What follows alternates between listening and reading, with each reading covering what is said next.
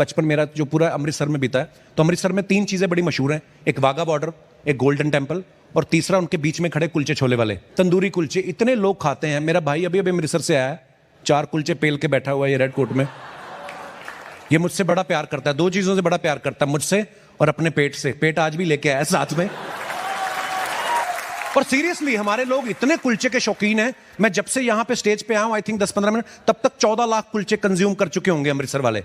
उनको पता नहीं किस चीज का डर है कि कोई किसी दिन आके सडनली कुलचे ना बंद कर दे रात को 8 बजे आके कि मित्रों आज रात 8 बजे से कुलचे बंद, कल से सब लोग ढोकला खाएंगे।